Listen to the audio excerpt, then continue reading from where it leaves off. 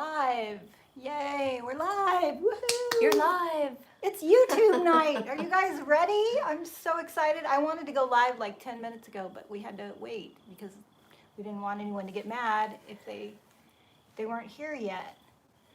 So, wait, we have to go past the ad. Oh yeah, we're There getting we the go. ad. I'm still getting the ad. Okay.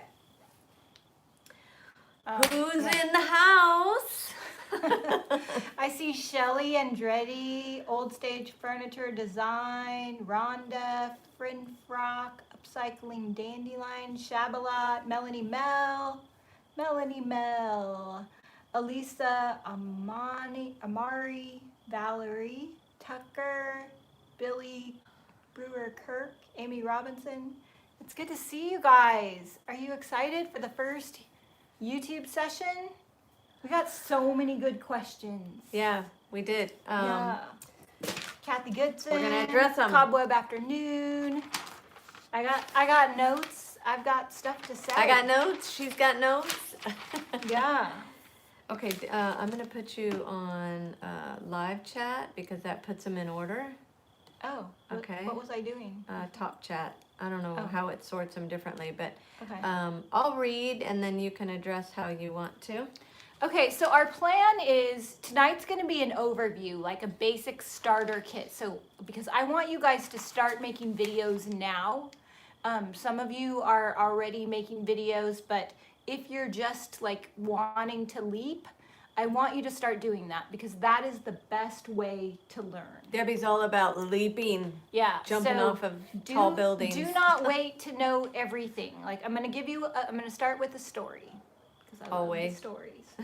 Okay, there was a college pottery class, and the professor divided the class in half, and he said, "This half, you are the A group, and you are the B group." And the A group was judged on how much pottery they made. It did not matter if the pottery was good, just the volume, the sheer volume of how much they were able to make that semester. And the B group was going to be judged on the quality of their work. And at the end of the semester, guess which group made the better quality work? The ones that just made and made and made and made. Right. Because they had plenty of experience. Yeah. Yeah. That makes sense. So that is like my first piece of advice because I know I'm reading a lot of comments. I'm scared. I don't know what to do. I don't have the right equipment. What if I do this wrong? Where do I even begin? You begin by doing it and you trust that you'll get better as you go. Like the first rule is don't be afraid to look lame. Like if you go back and see my first video, it is hugely different than the videos that I make now. And even the many videos that I make now, some of them are like, whoa, that was not very good. But you do what you do, right? And you learn as you go. You can very easily send it to the bottom of the list by doing more and more. Yeah.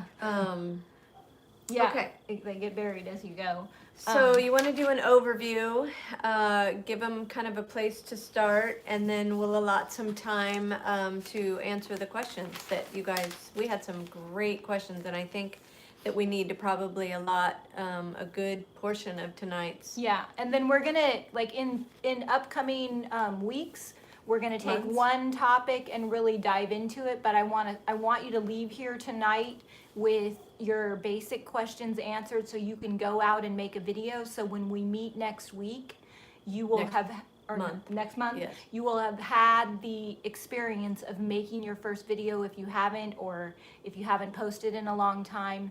I'm hoping that all of you will come back with a video made because then you will have even more questions and you will learn so much more from actually making a video between now and next month. We'll zoom in on all the individual little topics. No pun intended. Okay, the most important thing, I want everybody to write this down. I hope that you have like a little notepad or some way to take notes. Your handy dandy notebook. The biggest tool that you have out of everything that I can tell you, the most effective thing that you need, like people are asking me, what kind of camera do you use? Do you get a ring light? Do you need a microphone with software? Yeah, what do you think the biggest thing is that you need? She's never made a video in her life. Some sort of camera. Does anyone want to guess what's like the most effective tool besides your phone? You obviously need a camera. Susie, yes, we are live, so feel free to ask questions. Yeah. So authenticity, that's good. Can-do attitude, good. Personality's good. Yes. Brush up yourself. Yes. A subject. All of these are good things, but it's not the thing I'm getting at. What I am getting at is, so like all of these, like a majority of the questions that I was asked in the comments earlier, the best tool, the free tool, is the YouTube search bar. So people who Google and search things are like 10 times more likely to succeed than those who don't. I'm going to give you the things that you can't find in Google and you can't find in the YouTube video search bar. Easily, maybe. Yeah. And I will give you some of those things that you can find in the search bar too. But like how to make a YouTube thumbnail, how to make a YouTube header, how to edit in iMovie. All of these things you just type into the search bar on YouTube, and then you want it, once you put in, like if I typed in right now, how to make a YouTube thumbnail, you type that in and there's a little filter icon to the left of it. This is really important because with technology, things change constantly. Hit that filter and use the filter that says this year, because things change. So if you watch a video made from 5 years ago on how to make a YouTube thumbnail, it may not be relevant anymore because YouTube changes their rules. Yes. So, but we do have, Danielle's going to type in a link. You have the link for how to do a YouTube thumbnail. Yeah. There's a great video that we already found for you on how to do a YouTube thumbnail, and Danielle's going to type that in right now so you can watch this that one here? That one you sent me? Or did you send me a second one? Intro to YouTube 101. That's not it. Oh, I wonder where you sent it. I emailed it to you. Oh, all right. Okay. There we go. So thumbnail. Thumbnail and PicMonkey. This one? Yeah. Okay.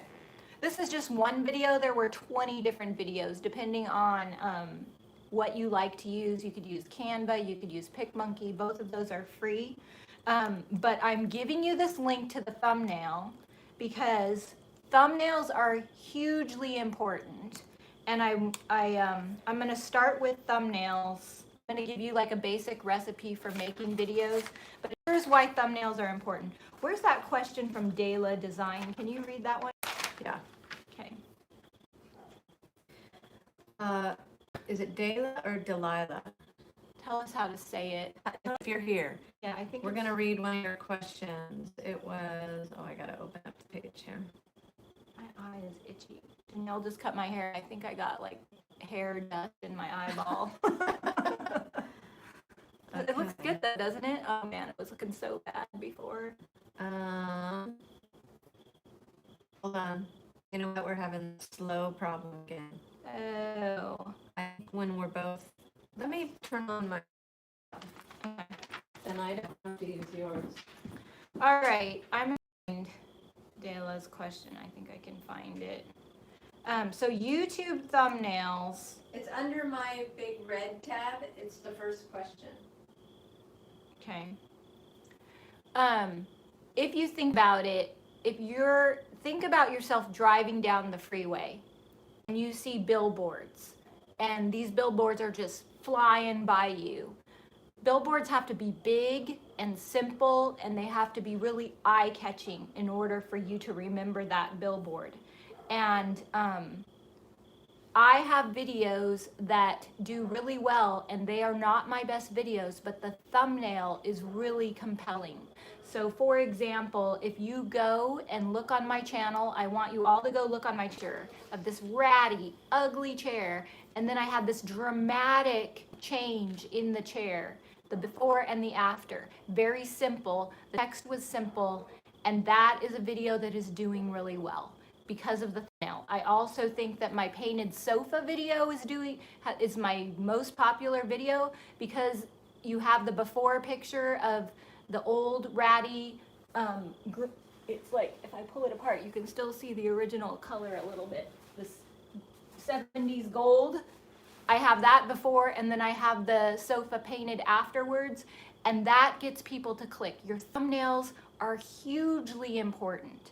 And so we have another, did we already post the link on how to make, yeah, we did post the link on how to do a thumbnail. So Dayla Design was asking, this was her question. I think this is a great question, so I am going to read it.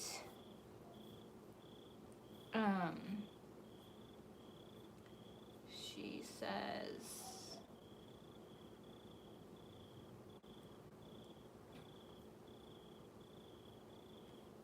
Here, it's under here. This Okay. one. I'm trying to log into my hotspot, so I'll be right back. okay. Hopefully the connection is still good. Okay, she says, Dayla Design, or sorry if I'm saying it wrong, Delia Design, I think it's Delilah. Delilah. You're gonna have to spell it out phonetically for me. Delilah, Delia, Dayla. What do you do to get more eyeballs on your videos? I have 350 subscribers. She says not a lot, but actually that is a great number. But my last video upload, I only had 12 views so far.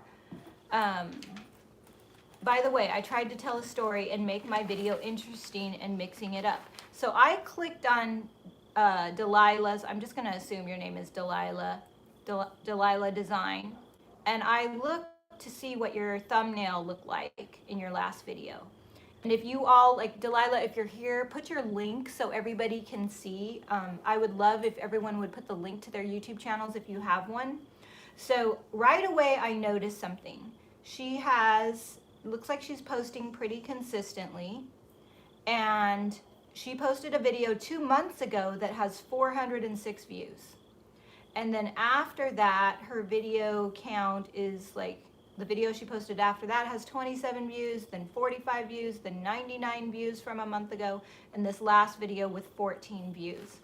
So, Delilah's listening, and okay. yes, I got it right. Oh, Delilah. Okay, great. Now I know. Okay, so this is what I think. That video, hand-stamped florals on furniture with 406 views from 2 months ago. That's a great view count for you because you only have 336 subscribers. So you're attracting people who aren't even subscribed to you yet. So that video is doing really good because the thumbnail is good. It's a pretty piece of furniture. It's clear, it's crisp, and you have very clearly hand-stamped florals using IOD stamps. I think you have some smaller text that I can't read. I might get rid of the smaller text. You want to remember that people look on their phones to see which video, and your thumbnail is this big, so you don't want a lot of text on your actual thumbnail. You can put more information in the title of the video, in the description box, but you want it to be bold and you want it to be eye-catching. And then the next video only got 27 views, which is a close-up of the same piece of furniture. And my guess is that people had already seen that thumbnail of the same piece of furniture. And so they're like, oh, been there, done that. I've already seen it. And it's really hard to get views on the second video if you're doing a 1-part and a 2-part.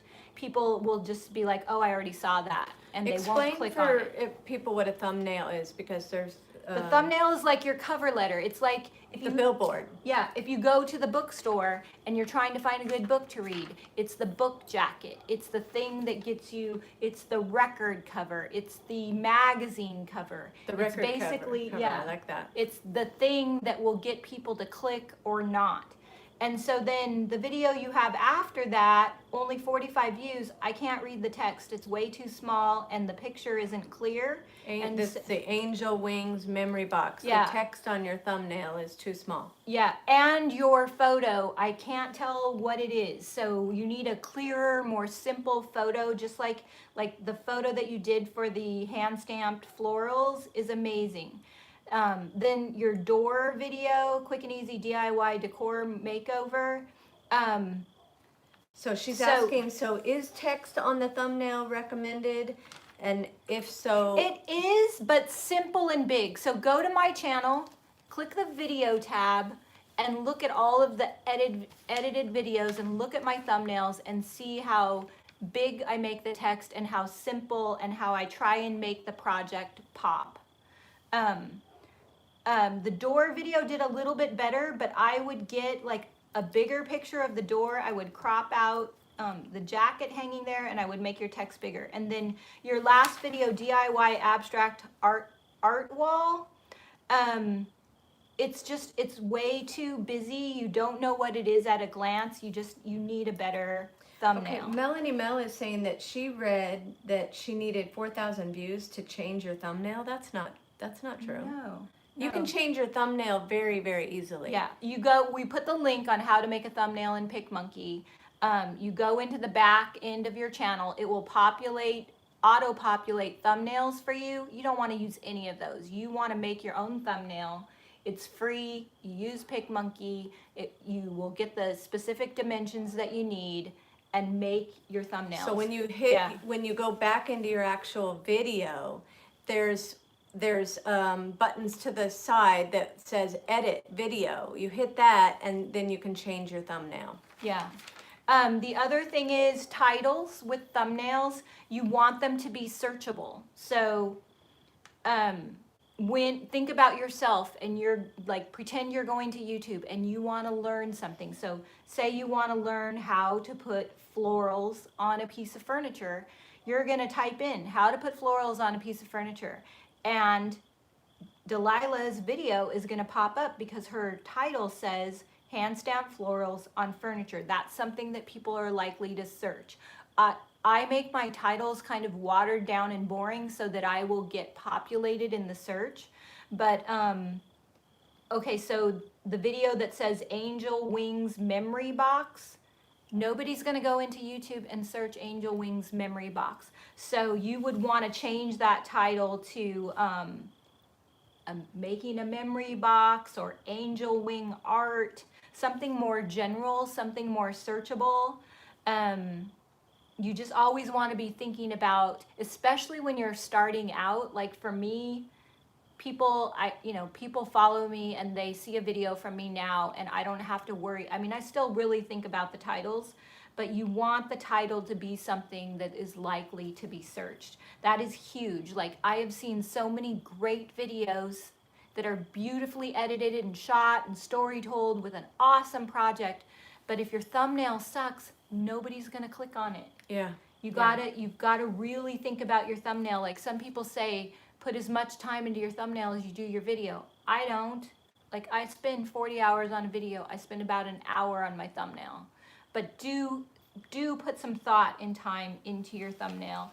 And the great thing is you can always change your thumbnail. So you can go right now, Delilah, and reconfigure your thumbnails. Like I just redid a thumbnail from a video from 3 years ago because I'm like, this video should get more love, and what is wrong with it? It might be interesting to see her as you change your thumbnails on the videos and your wording to take note. I bet you the views will go up. Yeah. Okay.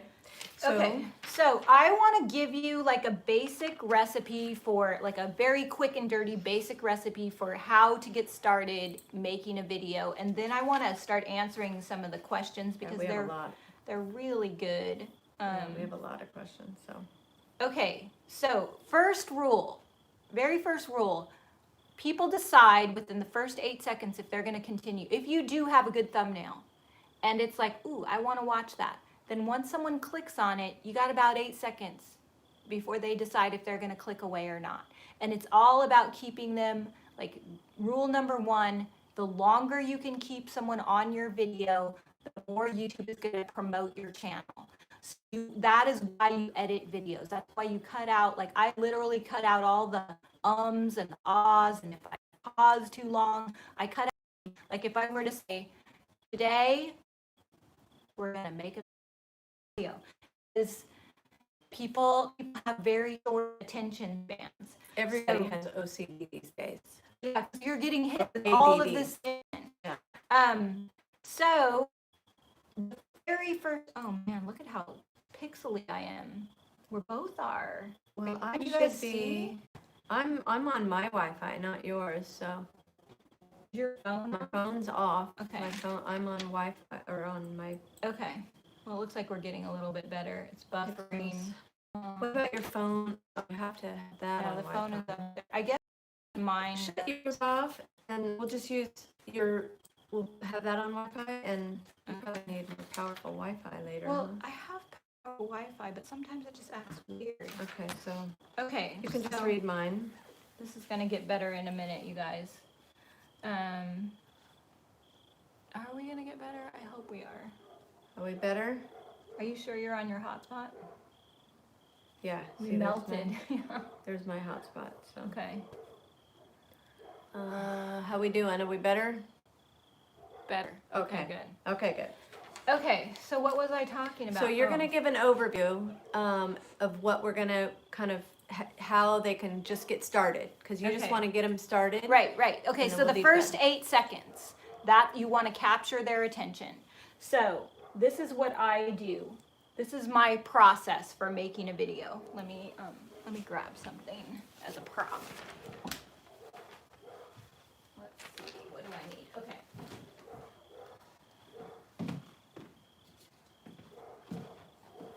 Okay, she's got it. All right. So let's just say I was going to take this corbel and I was going to turn it into a shelf. The very first thing that I would do is I would turn on my camera, and you can use, like, that was one of the questions. Do you need a fancy camera? No, you don't. The first 3 years of my YouTube channel, I just had my phone. Any phone. Yeah. Android, iPhone, any phone. I do highly suggest you get some kind of tripod. You can get an inexpensive tripod like this for your phone. I have this one. Well, this is more of a selfie stick, but there's a whole variety. There's one called a Joby. I'm using it right now, so I can't show it to you, but it's like a bendy leg thing. It looks like a tarantula. Yeah. It's a Joby, Joby. You can get it on Amazon. You can get it at Best Buy, but you can wrap it around things so you can get different camera angles if you don't want to invest in like a tall tripod. But you want a tripod so that it can zero in on what you're doing. So let's just say this. I'm gonna show you how to get a chippy finish. Let's simplify it. Forget the shelf. I'm gonna show you how to paint this and get a chippy finish. So I am gonna set up my tripod so that it's a nice close-up, and I'm gonna start painting this thing. I am not gonna leave, so I'm gonna set up the camera angle and I'm gonna look at it in my phone. I'm gonna turn it to the front-facing camera, or I'm gonna walk around to it so I can see how it is set up and make sure that it's good. You don't need fancy lighting. You can use natural daylight. As a matter of fact, I have fancy lighting. I always shoot in natural daylight because it's way prettier. Like close to a window is the best thing that you can do. If you live in a dungeon, then get a ring light.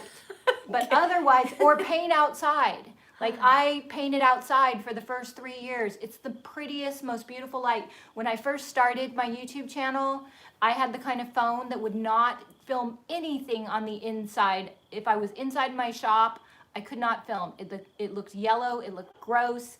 And so paint outside, even if it's cold, wrap up, put on a heavy jacket, go paint it outside. It will look so much better. And make sure you have nice, even light. So you don't want to paint in direct sunlight. You want to paint in the shade where there aren't any harsh shadows, and just find a good place to paint and paint outside or make outside, whatever it is that you're doing. So And I just get start my filming. Just start yeah. filming. You're not So- live, right? It's just filming. Right. So give me your phone. I need it. Well, it's over there. Is it plugged in? Yeah. Oh, okay. Just All right. because it's dead. So I'm going to show you my other camera, but you can phone on my tripod, like so.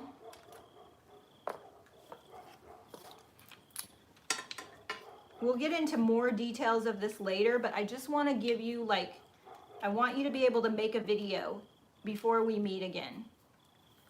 So I've got my camera on my tripod. And you can totally put a phone on this same tripod. And I turn it on. And I've got this,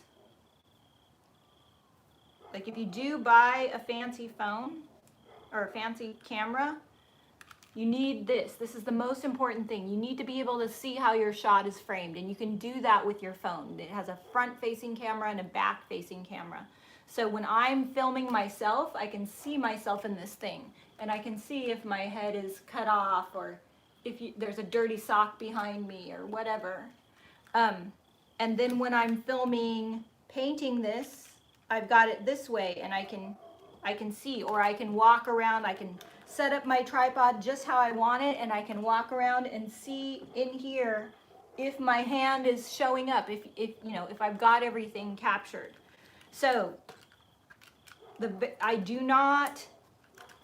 try and make it as simple as possible. So I will film just painting this. I will film the painting, I will film the distressing, I will film the waxing. If I put a transfer on it, I would film all of that from beginning to end. But I'm not gonna set up my camera and just let it roll as I do it. You wanna get different camera angles because, okay, write this down. This is super important. Every time you switch the camera angle, you reset the viewer's attention. And that goes back to keeping everyone's attention so that they don't click off your video. If you have one straight camera angle, you're gonna lose them. It's boring, it's static.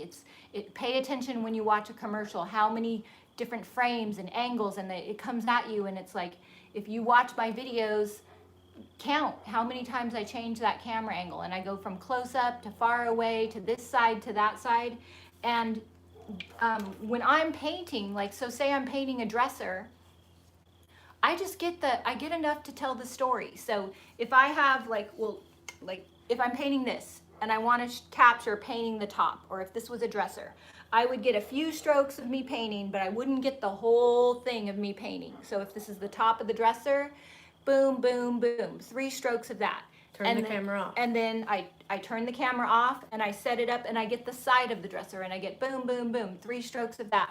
And then I'll get a shot of me painting the leg of the dresser, just a few little swipes. I get a shot of me painting the drawers. I get different camera angles where it's pretty behind, and you just set it up that way. And so I have like maybe 2 or 3 minutes of me painting the base coat of that dresser. If I just kept the camera on the whole time, it's going to take me 30 minutes to paint that dresser. You have so much footage that your phone could blow up, or you're gonna make more work for yourself. All you need to do is tell the story. So I'm changing the camera angles 3 or 4 times. That's why it's really important to have a tripod. And then I go on to the next step. So if I put another coat of paint on it, or if you're making jewelry, you just want to capture little bite-sized pieces of all the steps. Yeah. I do that all in one day. I don't have any makeup on. My hair is up on top of my head. I'm usually wearing sweatpants. It's not me. I don't have to worry about me being in front of the camera that day.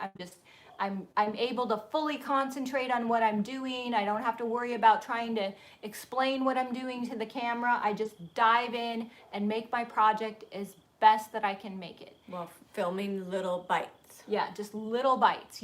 The less film you have, the easier the editing process is going to be.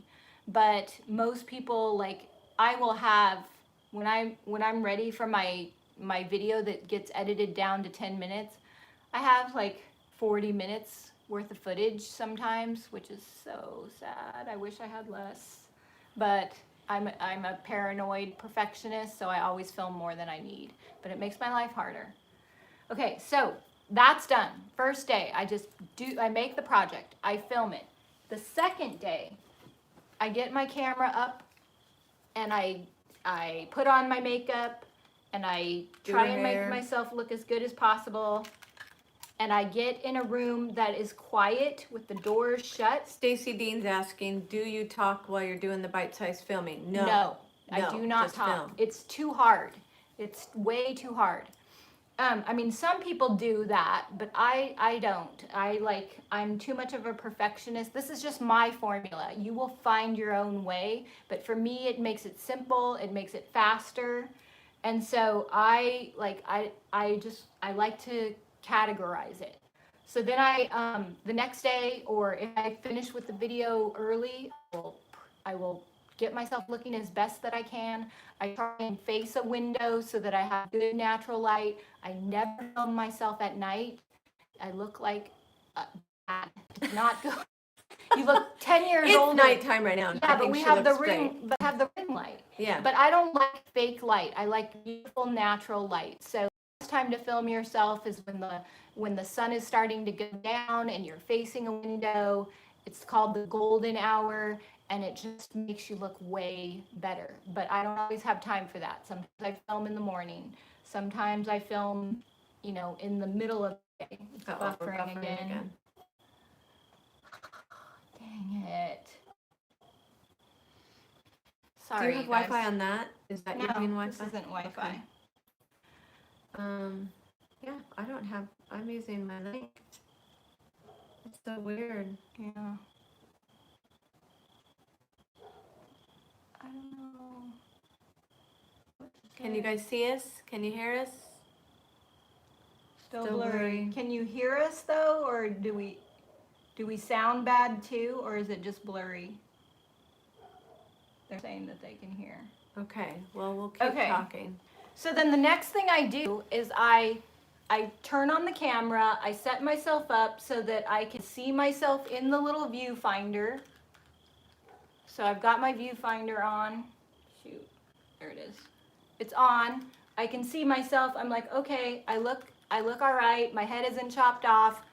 And then I start talking to the camera and I start telling my story. Now, I know a lot of you are freaked out about telling a story, and I want to put your mind at ease. So here's why I tell stories. Stories are the single most easiest way to keep someone's attention, and it's a great way to make a connection with someone. But it can be overwhelming, especially in the beginning. So if you have a fun story to tell, I encourage you to try and tell it. But you don't have to necessarily tell a story about something crazy that happened to you or whatever. Here's your basic story structure. Write this down. You have a character. The character wants something. That's number one. A character who wants something. Number two, the character has to overcome conflict to get it. Number three, the character is changed by the process. That's your basic story structure in every movie that you see, in every commercial that you watch, in every book that you read. There's always the story structure. Say that again. You have a character who wants something. The character has to overcome obstacles to get what they want. They are changed by the process. So the very nature of a DIY is your basic story structure. You have a dresser. The dresser is ugly and it wants to be pretty again. You have to get out the paint. You have to sand it. You have to clean it. You have to get rid of the stinky smell. And then it's changed by the process. So right there, the nature of a DIY is your basic story structure. A lot of people make the mistake of trying to make it look so easy. And we all know, if you've painted furniture, there's things that you gotta fix. The knobs are broken, maybe the knob is missing. You had to bargain with the guy to get the piece. It smelled like crap when you opened the drawers and there's a cockroach inside. Oh my God, it's disgusting. You got it out of the trash. And then, some kid took his gum and stuck it on the or an ink pen just went all over the inside of the dresser, and when you try and paint, it bleeds. We've all been through these things. DIY always has obstacles to overcome. People tend to want to play those down and just be like, oh, I'm just so good at this. Boom, I'm magic. It's beautiful now. That you're missing a huge opportunity, because when you think about when you're watching a good movie or you're watching someone that you like to watch in a show, You're rooting for them. That person has problems, and you're like, go, run, get away from the bad guy. Oh my gosh, is she gonna be able to leave the guy? You know, because he's always straightening the towels, and she has to. What was the movie? The Sleeping with the Enemy. Yeah, you're like rooting for Julia Roberts, like, get out of there, you can do it, he's a crazy guy, and she has all this hard stuff to go through. So I want you to, when you're making your DIY, I want you to get the people to root for you. So like with the macrame chair that's sitting right over there, I told them about how disgusting it was and dirty and gross, and then how it took like Bobby and I 3 hours to get all the staples out, and then we didn't even get the staples out. And then I let it sit there for 3 months because I just couldn't go back to it. Every time I walk by, I'm like, oh my God, I don't want to take staples out again. Forget it. And then Melanie call me, and they're like, Debbie, come on. You know, we were so excited, and then I felt so horrible that I let them down. And then Stephanie and Melissa, one day I'm like, come on, you guys, we got to finish this chair. And they're like, we don't want to do it. That looks bad. No, can we make something else? And they were trying to convince me to not do the macrame and, to do cross stitch. And it was all this whole ordeal. But whole story was told, and it draws you in. It makes you keep watching. So take them on the journey with you. Get shots of you shopping for the piece of furniture. So if you want to paint a piece of furniture, if you're going out to a garage sale, get your phone out. You don't have to talk while you're at the garage sale. I know a lot of you get freaked out if you're speaking in a public place. Just get a nice shot of you at, pan the yard sale. Get a shot of you putting the piece into your car and slamming the hood. If you go into a thrift store, just get a shot of the dresser, get a close-up of the price, get a shot of you putting it in your car. You're telling the story. Okay. Yeah. And then you have that B-roll to cut to do the voiceover on. So then, I have the whole day that I painted the piece, and then I've got my shots on my phone of getting the piece at the garage sale or getting the piece at the thrift store, and then I get in front of the camera and I just talk. I just tell the story. So I just say, oh my gosh, I wanted to make this macrame chair because I saw it from Melanie, and I was just like, ugh, it looks so good. And then Bobby and I started making it, and he got mad at it. And you just talk. You talk about step 1, step 2. You tell the struggles and the process.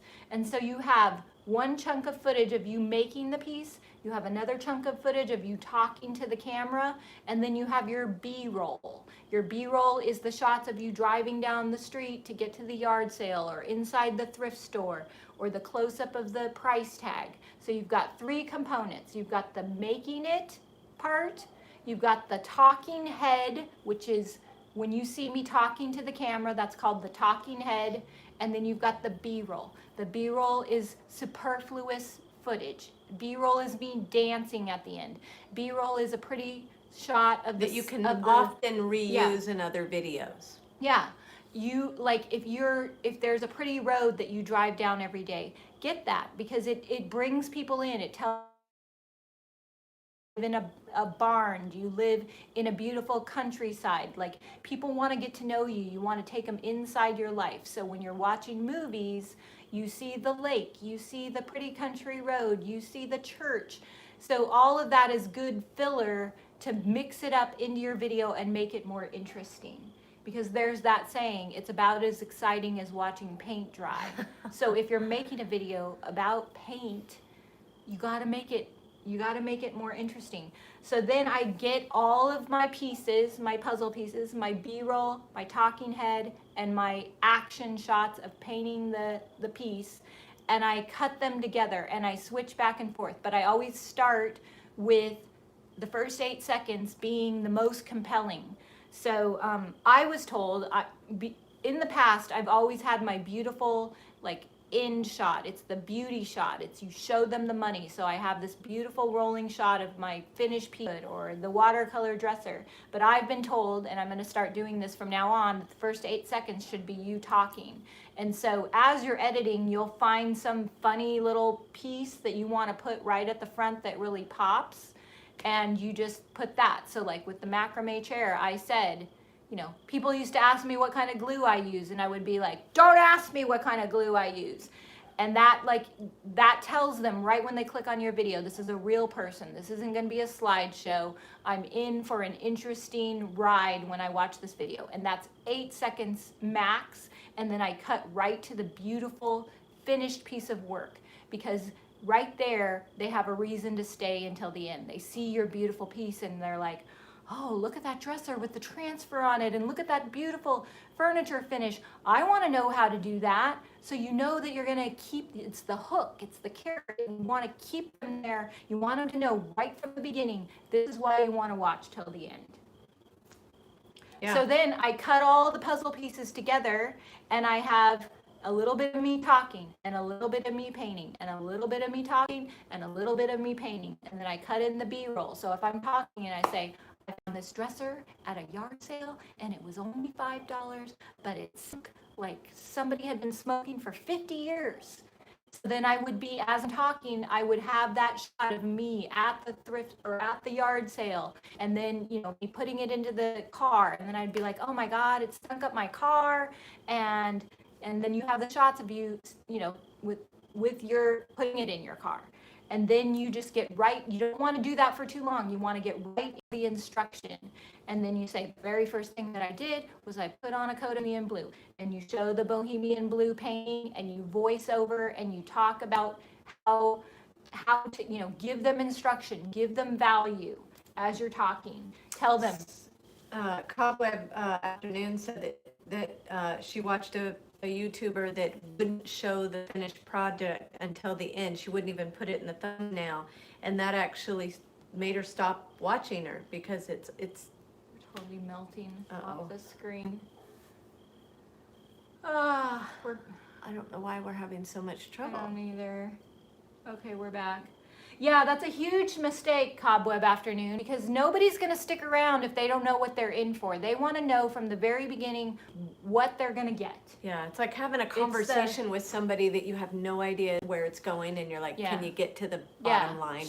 It's like, show me the money. Yeah. Show me the money. Why am I here? Because I have a million other videos that I could go watch, and nobody's going to stick around unless you spell it out super clear for them. So as far as cutting all your puzzle pieces together, you can do it on your phone, you can do it in iMovie, you can do it in the other kinds of editing software that I know nothing about. But Danielle is going to drop a link to a 101 tutorial on how to edit in iMovie. If you don't have, and she goes over doing it with your phone or editing on your laptop, I will tell you that when I was poor as can be and couldn't afford food, I still financed a computer because I knew that YouTube was going to be my ticket out of poverty, and I knew that I needed a computer. For me, I'm older, my vision isn't so good, and I knew that I could never edit on my phone. Having said that, I've seen many people who do edit straight from their phone, and they make great videos. So it depends on you and what is reasonable for you. If I had to edit a video from my phone, I would run screaming into the hills. It's just not something that I would ever want to do. But some of you are younger, more tech savvy, have better eyeballs, and you can do it with your phone. I am not one of them. If you have a PC, there is other editing software, and you just need to go into the YouTube search bar and say how to edit on my whatever it is. That was your beginning statement. Successful people know how to use a search engine. Yes. Are we off? No, sorry, I just went to the okay. Okay, so yes, this video will be available if you guys can't watch it all right now. You can come back to this and watch it and slower. This is just basic, so this is a lot of information, and we're going to dive deeper into thumbnails in the future. We're going to dive deeper into voiceovers. We're going to dive deeper into B-roll. But I want you guys to go out and try to do some of these things. I want you to put into the search bar how to do a voiceover. It's not hard. It's really not hard, and voiceovers are important. We're doing the flyover. Yeah. We're gonna deep dive, but we're just doing an aerial view right now. But do not do this. Please don't do this. I see a lot of people who don't want to do the voiceover, and so there'll be footage of them painting their piece of furniture, and then text will fly across the screen. That is a bad thing to do. Number one, most people watch while they're washing the dishes, or when they're driving in their car, they like listen to the videos, or they have 3 windows open. If you do not talk to them, you will lose them, and you will spend 20 hours making a video that nobody watches. So voiceovers are hugely important. And you want them to be clear, not like from, across the room in a tinny can. Well, right? Everyone had, like for me, I have a microphone for my voiceover, but when I do my voiceover, say I didn't have a microphone, this is your mic right there. So I just click the voiceover button, and you could just talk to your computer like this. And then you take the Bohemian Blue, and you take your water bottle, and you spray it, and you brush it, and you do this to it. And you don't have to have a microphone. I think you can even do a voiceover on your actual smartphone. There's always ways to make it work, but so when you are watching my videos, like go through and watch one of my videos in a different way. I want you to watch how they're structured together. Pay attention to the fact that how do I keep someone's attention from the beginning? Write down how many times I change that camera angle and how long I go before I'm either talking. Like I like to have the music in between, and if the lyrics are really good, I will let the lyrics speak for me, but I never let it go on for very long before you're either hearing me talk or watching me talk, or there's some cool music playing, but I do not let it stay silent. I never run, even in the beginning when the text is running across saying, today we are going to make this cake dresser, I'm always talking over the text, because if you don't, you're going to lose them, and you're going to waste a lot of time working really hard on something and not have any views. Okay, so I want to make sure that you've given them kind of enough to get started, but we have a ton of questions that I don't want to ignore, and we only have Let's get to the questions. Yeah, we're at 7:18. We'll go over a little bit because of all the buffering problems, but I want to get to the questions. Do you want to, let's go to the ones that were posted first, and I'll just pull that up real quick here, because we had some good ones there, and then we'll go to the live ones. Okay.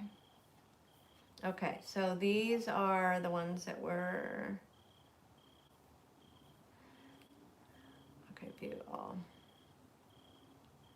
Okay, so let's see. So we answered Kathy's, kind of just basically getting started. Kathy Goodson. Let me sort by oldest first. Okay, so there's how I had it written. So, okay, this is the one that I think you wanted to answer. Bess. I just started making videos for my YouTube 3 weeks ago, and your video membership classes were right on time. Besides putting out quality content, what tips would you recommend for growing the channel faster? Or do I need to just be consistent and let it grow organically? So you wanted to talk about collaborative. I have 22 subs, mostly of people I know. Okay, so here's the best way to grow quickly. When I first started my YouTube channel, I had 0 subscribers, and I went to my mom and my dad and my sister. I'm like, subscribe. And I think like I begged everybody I knew, and I got to about 100 people, but none of them really wanted to watch.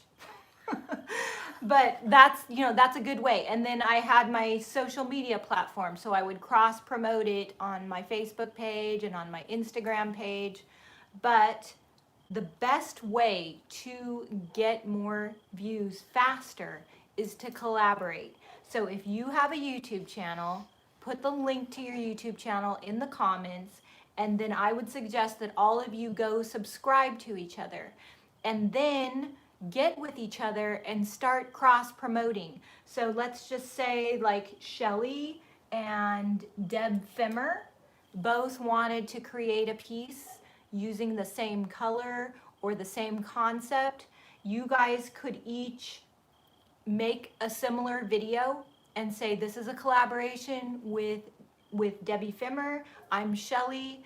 I'm going to show you how to blend with sunset colors.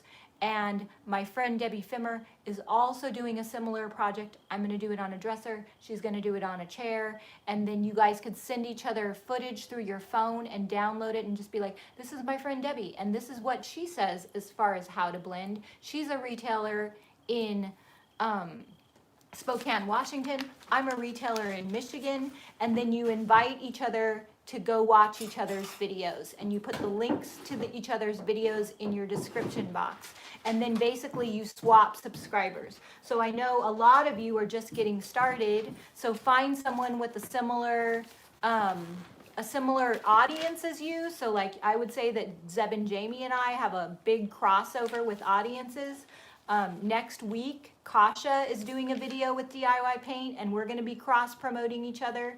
But when you do that, that is a really fast way to grow. So for example, I don't think Melanie will mind.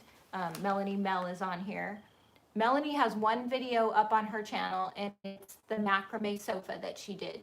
And when I was making the macrame chair, I used some clips of Melanie, and I said, if you want a more in-depth tutorial on this, go subscribe to Melanie. I looked on her channel before I posted that video, and I think she had 23 subscribers. It was under 100.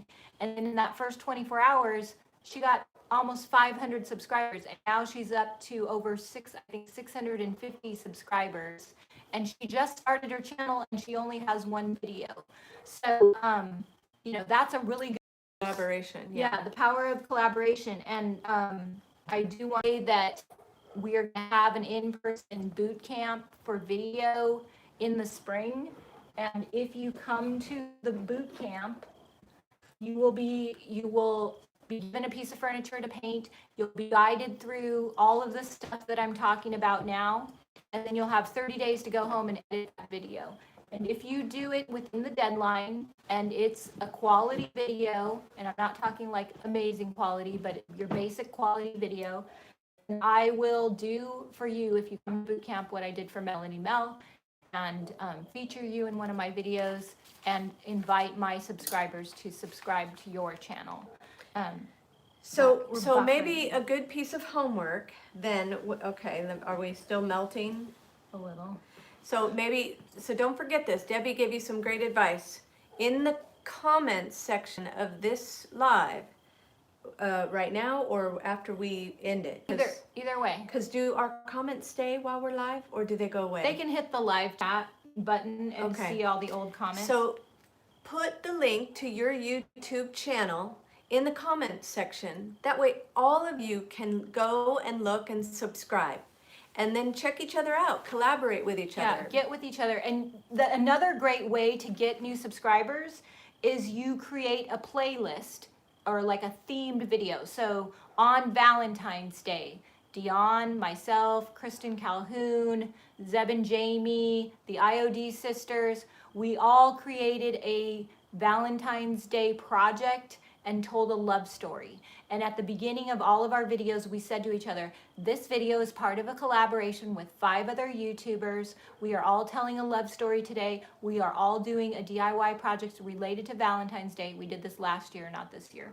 And then we had a link to the playlist in our description box, and we listed out everybody who was participating, and we basically swapped subscribers. So the power of collaboration on YouTube is huge. When I first started out, I got that initial 100 subscribers by begging everybody I knew, and then I was slowly growing, and I think I got up to like 250 subscribers after 6 months, and after making videos. And then another YouTuber with a DIY channel, they made an announcement and they said, hey, if you make DIY videos, send us an email and a link to your channel. We're looking for people to guest appear on our channel. And they featured one of my videos, encouragement that I needed to keep going. I remember that. Yeah. Yeah. Okay. So the question. next question, let me go. There's a lot of people in the comments saying that you want to collab. That is a great way to do it. Just like check out each other's channels and find someone who you think has a similar aesthetic or point of view as you, and where you think that the audience would cross over. So it wouldn't really make sense for me to do a collaboration with someone who does dog training. Those people don't care about painting furniture, most likely. Maybe a few of them do, but you want to get with someone who is doing something similar or complementary. Okay, so Vintage Makeovers with Melanie. How do you direct to your website without feeling salesy? Okay, this is a great question, Melanie. I love this question so much. All right, so if you think about the people in your life who have changed your life by being great teachers. So like for me, it was my acting coach. Up until my mid-40s, I was terrified to talk to anybody. I could barely look people in the eye. I was the biggest introvert that you could even imagine. Am I telling the truth? Yes. So bad. People would say, what's wrong with your sister? She won't talk to anybody. She doesn't even look at me in the eyes. Yeah. I was bad. And I lived my life that way. Up until my 40s, it was a horrible, painful way to live. And then, by the grace of God, I ended up in this on-camera acting class with this teacher who would not let me. I tried to run out of the class. Like, I knew that I needed it. It's a whole nother story. I knew I needed it so bad, and I went. But when it came down to actually standing up and speaking in front of people, I was trying to run out. And I got up and I said my monologue so fast, and I just thought, just get through it. You'll never see these people again. Just run out of here as soon as this is over. And he wouldn't let me sit down. And I realized very quickly that I had to do it right so I could sit down and get out of there. And so I really tried, and that was a turning point for me. And I was actually, for the first time in my life, I was able to talk in front of other people, and I was able to share. And that guy changed my life. Like that was a dramatic change. And so because of that, I signed up for his classes for 3 years. And if he had anything to sell, I was buying it. And there have been other people in my life who have changed my life for the better. The Apple Store. I've been to 52 free classes at the Apple Store. I love those guys because they gave me the tools to be able to make the videos. And so I buy everything Apple. I won't touch anything that isn't Apple when it comes to tech because I love them. And so if you are making videos that makes people's lives better and you're solving a problem for them, that's another thing to keep in mind with your thumbnail. Think about the problems that DIYers have, like how to deal with bleed through. That's a great video to make because people are going to be searching that. And if someone comes along and they see your video and your video makes their life better, it's easier to sell to them. Because even if you're just putting a smile on their face, if you're entertaining them, like all of you are here in this group right now and you're paying $24 a month to hear what I have to say because I have probably in the past done something that has made your life better or easier or helped you in some way. So it's not about selling, Melanie. It's about providing value to the people who watch you and getting them to connect with you and trust you and love you so that when you go to sell to them, they want to support you because they love you. Yeah. That is how you sell. You're solving problems, you're providing value. Nobody wants to see like an infomercial on YouTube. You give from your heart, you give them the best of what you have, and then at the end, you say, if you would like to try this product that I sell, you can find it here. And they will support you. Yeah. Okay, so let's see. We're going to probably have to have one video on just answering questions because we have so many great questions. The whole issue that JoJo's, what was her Separate business channel name? thing? Yeah, she had like eight good questions. But one of them was setting up, if you have different business names, separate channels on YouTube, that the live, Facebook Live versus YouTube Live, all of that.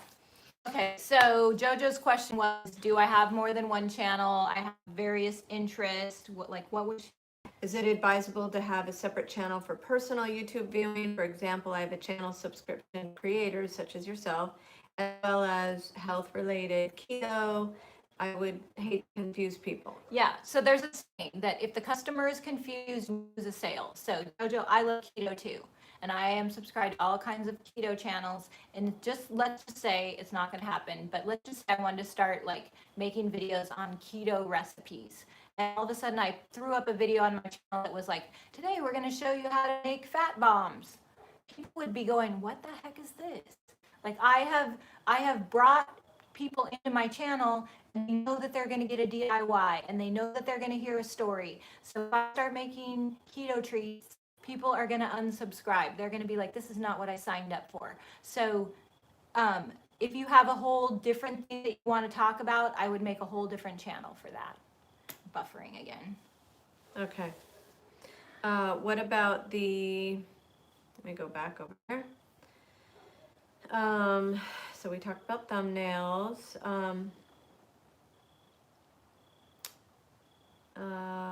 Kasha Okay. is texting me right now. So we talked about what kind of no Mac, they don't have Macs, no iPhones, Androids, so we talked about that. What about live versus edited, Facebook Live versus YouTube Live? Ellen J. Goods. This is a great question. So Ellen J. Goods is asking to talk about the difference between, will you switch to the other window so I can see if we're still buffering? Good, we're back. Good. Ellen J. Goods is asking to talk about the difference between live video on YouTube versus live video on Facebook, edited video versus live video. I do not suggest that you go live on YouTube until you have established an audience. And when you do go live on YouTube, do it 3-to-1. I make an edited video every Wednesday and a live video every Friday, and it's hurt my channel. Now people come, they want to see those live videos, but every time I go live, I lose subscribers because people don't understand. They come, they are used to seeing the edited videos, and they're like, what the heck is this? This is not what I subscribe for. And every time I start a live video, I have to say, if you don't like the live videos, I understand that they're different. This is not all that I'm doing. I didn't totally change my channel. You can watch the regular classic content every Wednesday, and every Friday we're doing this. So please know, if you don't like it, just skip it and wait until Wednesday. And I've said it over and over and over again, but I still lose subscribers on Fridays. So you recommend not doing lives on YouTube right now? No, wait, like Zeb and Jamie, they get away with doing lives because they make 3 edited videos and 2 live videos. And they waited like 2 years before they started going lives. And their lives are really good. So focus on your edited videos first and build your followers before you do any lives on YouTube. What about Facebook? Facebook, go live all you want. Facebook loves lives videos. Keep in mind that Facebook is like New York and YouTube is like California. They're totally different. You think, oh, I have, 1,000 Facebook fans. I'll just get them all to come over to YouTube. It just doesn't happen that way. Some people love Facebook and they never want to come to YouTube, and vice versa. Same with Instagram. And Facebook has its rules and its algorithm. YouTube has its rules and its algorithm. YouTube can penalize live video, at least for now. I'm hoping that they'll change it in the future. And Facebook loves live video. So I would say go live on Facebook.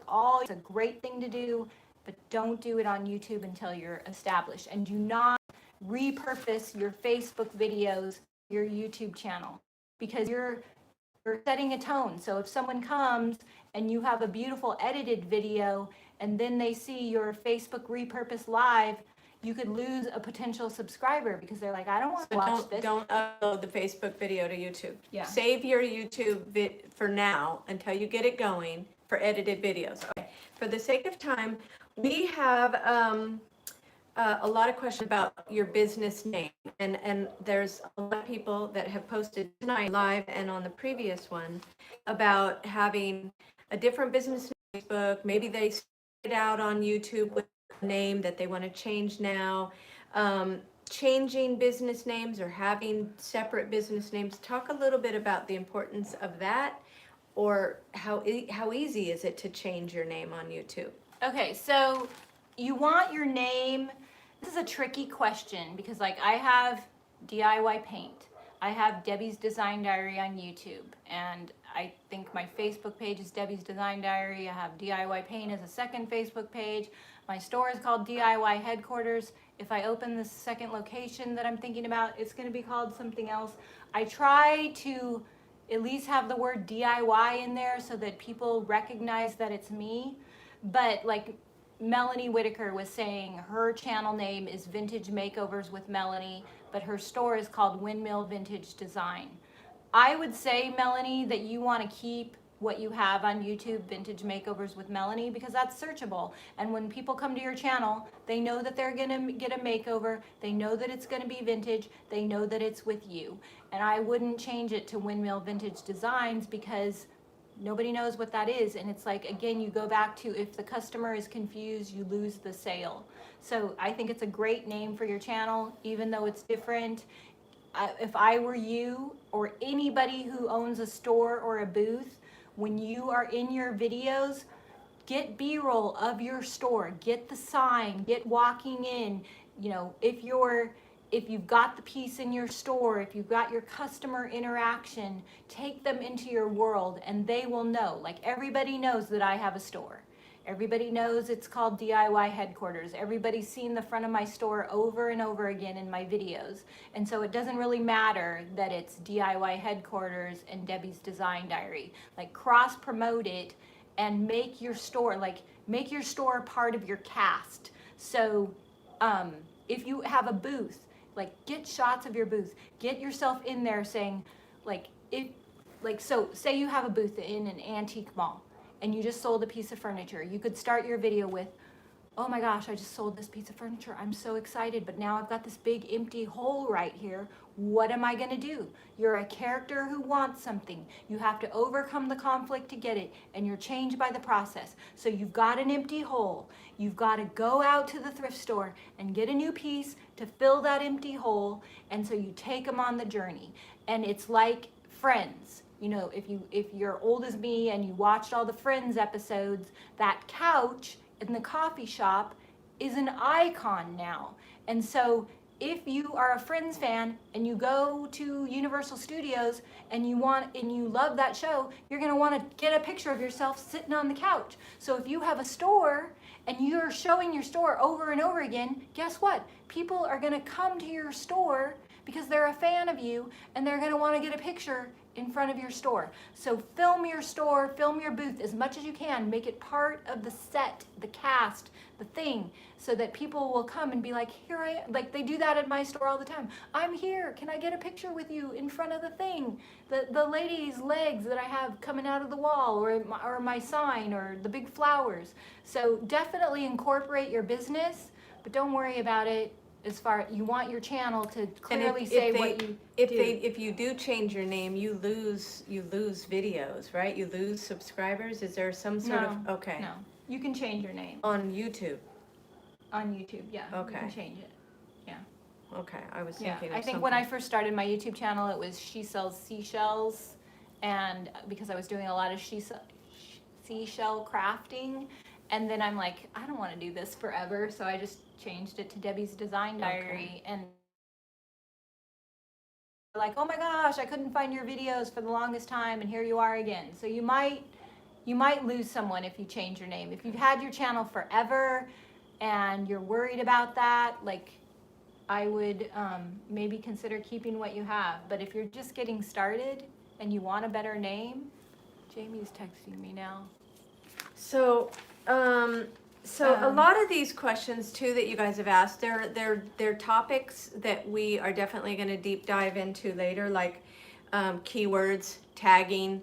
Those are very important topics, and we're not going to glaze over them. But the importance of keywords are so how much very time valuable. do we have? Well, we're at 7:40. Okay, so your homework is go make a video. Get the talking head shot, get the making shot, get the B-roll, get your thumbnail made, And then I am later in this month, I'm going to give you guys like 2 weeks. I'm going to ask you to post links to your video in the comments, leave thumbs up, support each other. I will pick a few to talk about next month, but that is your homework. And if we didn't get to your question, use the YouTube search bar. Like if I were to say, like there's 70 some people in our video group, I would say that the people who are gonna end up with good YouTube channels and successful YouTube channels, that YouTube search bar is gonna be key for you. It's key. It's so important. Like I am the most non-tech savvy person you could ever meet. I used to have a yellow sticky on my computer with the instructions on how to cut and paste because I could never remember Command C, Command V, and I'd always have to like look it up again. Like it does not come easy to me, but I found a way. I went to those free classes at the Apple Store. I Googled, I put into YouTube, and I did the brain yoga, and you can do it. Here's what I want to leave you with. You are capable of so much more than you think you are. You can do so much more than you think you can. All of those obstacles, you characters out there who have to overcome the obstacles because you want a good YouTube channel, you're capable. You can do it. Don't listen to the lies. I don't care how old you are, how non-tech savvy, how broke you are. I was all of those things. Go do it. Take the action. Yeah. My acting coach used to say, if you want to be an Olympic gymnast, you don't learn how to be an Olympic gymnast by watching it on TV. You got to start flipping around on the floor. So go get your phone out and make a video. Don't be afraid to look lame. Just do it, take the action, and start doing it. Yes. So if we didn't get to your question, if it's technological questions, Google it, go to the search engines in YouTube and watch videos on how to. Otherwise, Debbie will go back and try to answer questions that you asked that we missed tonight, or we'll carry them on to the next month. Yeah. Melanie Mel has a good question that we'll end with. She's asking about standard intro with the theme song yeah, there at was the somebody beginning. else that asked Do that not do an intro, because remember, you have 8 seconds to capture their attention. So remember when Zeb and Jamie used to have a little intro with the chickens and the kids? They took that out because you lose people. You want to get right to the heart of it. You do want music in your videos, and there's a free music library on YouTube. You can put that in the search bar. Or there are several subscription services for music that you can pay for, but you have free music right on YouTube in your library, in your back end. So I would start with that. The world has ADD. You have to catch their attention in the first 8 seconds, right? Yeah. 4 sometimes. Yeah. If people do have like an intro, it's usually like a 2.5 second thing where your logo goes and then you're on to it. And that usually happens later in the video because those first 8 seconds are crucial. So don't waste time with an intro. Good thumbnails, good thumbnails, and a great intro. Yeah. Right? No intro, but a great hook. A hook.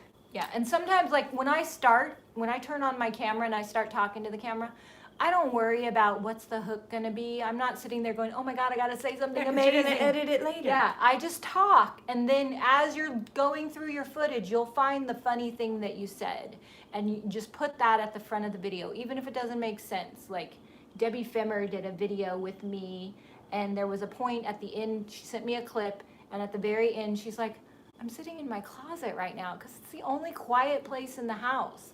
Like that moment, cut it right to the beginning of the video. Those little moments that are funny and like get your interest. Just put that at the beginning and then get into your thing. Yes. Okay. So you're going to go through this and see if you can answer questions that we missed later. Yeah. I don't do a script.